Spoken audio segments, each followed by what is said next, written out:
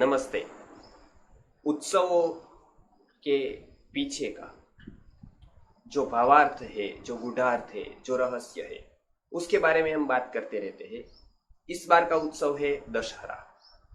तो भारतीय संस्कृति के अनुसार हम जब सोचते हैं तो हर एक उत्सव का एक नाम होता है और नाम के पीछे एक वो नाम का रहस्य, एक कारण होता है।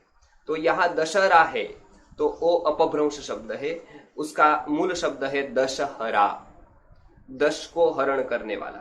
वो साल में 2 बार आता है। एक तो गंगा दशहरा है, तो ज्येष्ठ महीने में जो आता है वो भी एक दशहरा होता है, और ये भी अश्विन महीने में जो आता है नवरात्रि के बाद वो भी दशहरा है। दोनों में फर्क इतना है कि वो दशहरा अर्थात 10 पापों को धोने वाली जो गंगा है, वो गंगा का पूजन करने के लिए गंगा का एक नाम दशहरा है।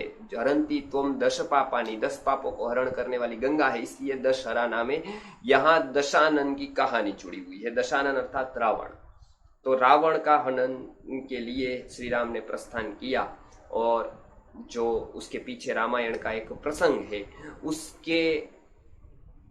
उसके कारण, इसके कारण उसका नाम दशहरा है। उसका अर्थात दशानन का हरण। दशानन अर्थात 10 जिसका मुंह है, ऐसा अर्थ से तो होता है, लेकिन लाक्षणिक यहाँ पर बोध है। 10 माथा जैसी बुद्धि, क्षमता, ये जिसके पास थी, ऐसा था दशानन। तो ये कहानी ये जुड़ी है, इसके लिए इसका नाम दशहरा है। ये पहली बात।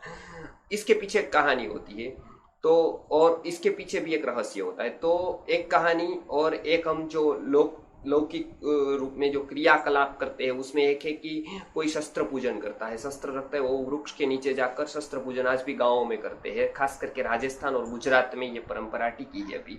तो ये सभी शस्त्र सरंजाम का पूजन उस दिन होता है। शास्त्र का पूजन सप्तमी को होता है, सप्तमी नवरात्रि को, और शस्त्र का पूजन दशहरा को होता है। तो उस दिन कब से वो परंपरा शुरू हुई?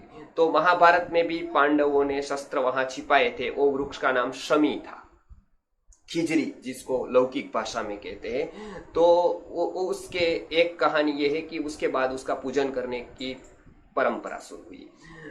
एक उससे भी पहले रघुवंश नाम का महाकाव्यम है जो कवि कालिदास ने लिखा है। तो कालिदास ने उसमें पूरा इतिहास लिखा है, कुछ काव्यमय शैली में कल्पना भी लिखी है। उसमें उन्होंने लिखा है रघुवंश महाकाव्य में कि वरतंतु का जो शिष्य कौत्स था, वो जब रघु राजा के पास गुरुकुल के लिए डोनेशन मांगने के लिए गया था, गुरुकुल के लिए वो एक दान मांगने को गया था, भिक्षा मांगने को गया था, तब रघु राजा ने सब छोड़ दिया था और मिट्टी के पात्र में वो सब कुछ भोजन इत्यादि कर रहे थे। और वहां पर जब कौत्स जाता है तो वो मांगता है गुरुकुल के लिए, लेकिन रघु राजा के पास कुछ था नहीं। अब कुछ नहीं होता है तब क्या होता है? तो जिसके पास बहुत कुछ है और जिन्होंने बहुत ही संचय किया था, उसके पास लेना होता है। तो कुबेर एक ऐसा चरित्र है। तो कुबेर को उस दिन अल्टीमेटम दिया था और उसके पास से वो धन लेकर आएगा। आज की समय में उसको स्विस बैंक कहते हैं, उस तरह का कैरेक्टर है वो कुबेर है। उसके पास से ब्लैक मनी उसके पास बहुत होती है कुबेर के पास, और ब्लैक ही होती है पूरी। तो रघु राजा ने उस पर विजय प्रस्थान, इसी दिन विजय प्रस्थान के लिए प्रार्थना की थी, स्तोत्रादि का अनुष्ठान किया था, और बाद में कुबेर के ऊपर वो युद्ध करने के लिए गए थे, कुबेर के साथ युद्ध करने के लिए गए थे। दूसरी ये घटना है। और उसके बाद उसको सोना मोहरे जो होती है, सोना की जो मोहर होती है, वो मिली थी और उसको दान में दी थी। तो किसी और के लिए वो युद्ध में गए थे।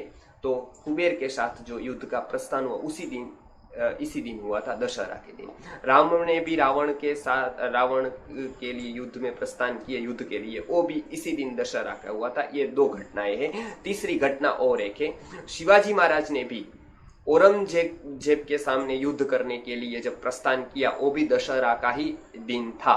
तो वर्षों से भारतीय संस्कृति में मानने वाले लोग कोई भी नए काम की शुरुआत इस दिन से करते हैं। हम भी इस दिन से यदि कोई भी शुभ कार्य की शुरुआत करते हैं तो अवश्य ही सफलता के चांसेस बढ़ जाते हैं, क्योंकि हमारे यहाँ समय का भी एक महत्व है, काल का भी एक महत्व है। काल को भी एक फैक्टर माना गया है। भगवत गीता जैसे ग्रंथ में भी माना गया है कि काल भी एक कारण है। तो ये एक बात थी कि हर एक उत्सवों के पीछे का एक इतिहास होता है, एक कहानी होती है और एक बोध होता है।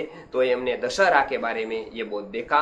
अगले वीडियो में हम आगे के उत्सवों के बारे में देखेंगे। नमस्कार।